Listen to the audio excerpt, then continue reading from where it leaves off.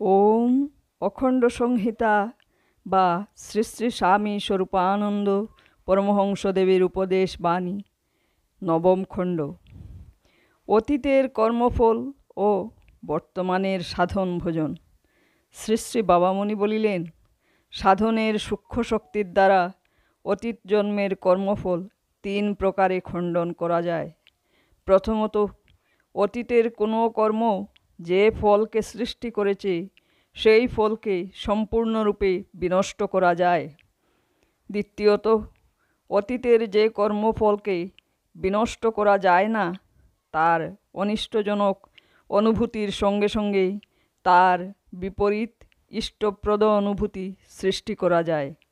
তৃতীয়ত, যেখানে অতীতের কর্মফলজনিত অনিষ্টের সমপরিমাণ ইষ্ট উৎপাদনের পক্ষে বাধা জন্মে সে স্থলে দুর্বিষহ ক্লেশ রাশিও অবহেলে সহ্য করে যাবার শক্তি অর্জন করা যায়। মোট কথা, সাধন যদি করো তবে তার ফলে অতীতের কর্মফল কোথাও লুপ্ত, কোথাও অর্ধ ফলপ্রদ, কোথাও সহজে সহনীয় হয়ে থাকে। অতএব অতীতে অনেক পাপ করেছি, এ জন্মে তার উদ্ধার নেই, এইরূপ ভেবে চুপ করে বসে থাকার মতো ভ্রম কিছু নেই। দুরাশা ও নিরাশা। শ্রী শ্রী বাবামণি বললেন, দুরাশাও দোষ, নিরাশাও দোষ। বীজ বপন করব না, কিন্তু ভগবানের করুণার বলে ফসল ঘরে তুলে আনব, এরূপ দুরাশা সাধকের জন্য ক্ষতিকর। আবার এত পাপ করেছি যে এর হাত থেকে মুক্তি পাওয়া অসম্ভব, এইরূপ ভাবের অধীন হয়ে হতাশ হয়ে পড়াও দারুণ ক্ষতিকর। ভগবান দয়ালু হলেও তাঁর দয়া পাবার যোগ্য হবার জন্য শ্রম করতে হবে, সাধন করতে হবে, চিত্তশুদ্ধিকর নানা সৎকার্য করতে হবে। আবার সঞ্চিত পাপ ও পাপজ কর্মফল অপরিসীম হলেও তার ক্ষয়ের জন্য প্রাণপণে সাধন করতে হবে। মোট কথা, অন্যায় আশাও করো না, নিরাশও হয়ে পড়ো না। সকল পাপেরই খালন আছে। শ্রী শ্রী বাবামণি বললেন, জগতে পাপী কে নয়? দোষ করেনি, অপরাধ করেনি এমন মানুষ কয়েক শতাব্দীতে 1-2 মিলে। মানুষ নিজের ভিতর খুঁজে দেখে না, তাই নিজের দোষ দেখতে পায় না। আমরা সবাই নিজের বেলা চালুনির ছিদ্র দেখতে পাই না, কিন্তু পরের বেলা ছুঁচের ছিদ্র নিয়েই যথেষ্ট কলরুল করি। কিন্তু স্থির চিত্তে নিজের দিকে তাকালে দেখা যাবে কাল যাকে মহাপুণ্য বলে মনে করা হয়েছিল তা প্রকৃত প্রস্তাবে পুণ্য নয়। পরশুরাম পুণ্য ভেবে মাতৃহত্যা করলেন, কিন্তু পরে যখন আর তার হস্তের পরশু তাঁর হস্ত ত্যাগ করে খসে পড়ল না, তখন বুঝলেন পুণ্য ভেবে পাপ করেছেন।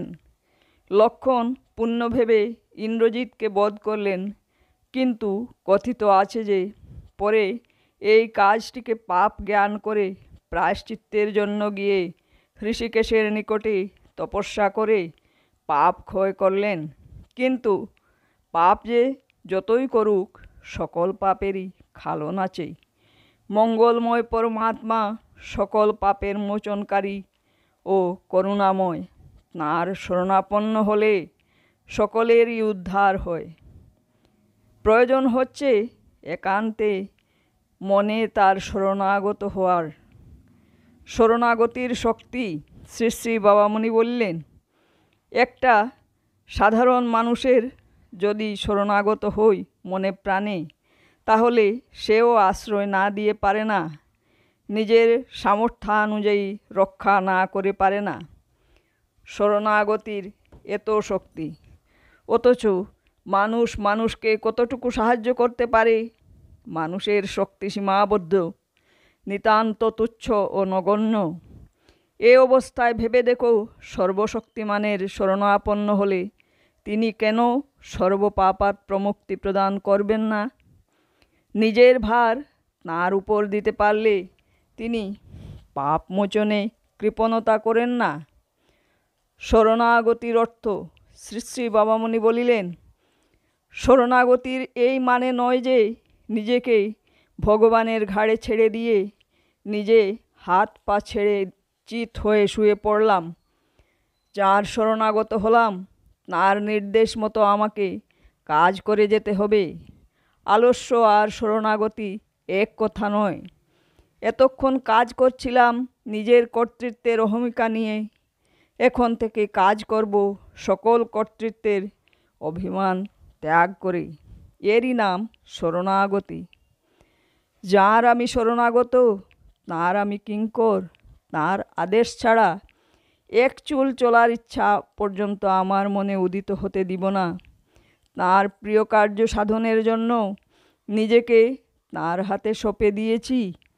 তিনি তার কার্য সাধনের জন্য যখন যে ইঙ্গিত প্রদান করছেন তিল মাত্র আপত্তি না করে, তখনই বিনা দ্বিধায় বিনা তর্কে সেই কার্যে নিজেকে নিঃশেষে নিয়োজিত করছি। এর নাম শরণাগতি। শরণাগতির লক্ষণ শ্রী শ্রী বাবামণি বলিলেন, সত্যিকারের শরণাগতি এলে তখন পুরনো মানুষ নূতন হয়ে যায়। যখন দেখবে অন্তরে আর ঔদ্ধত্য নেই, বাহাদুরির লোভ নেই, লোকমানের আসক্তি নেই, কারো প্রতি বিরক্তি বা বিদ্বেষ নেই, তখন জানবে শরণাগতির লক্ষণ স্ফুট হচ্ছে।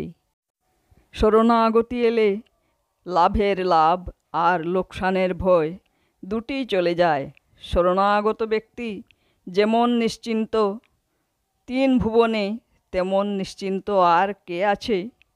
তাঁর মুখের গান হবে, কেন ভাবনা আসে মনে, তাঁরই কাজ করবে রেসে আপনি দেখে শুনে। হরি ওম।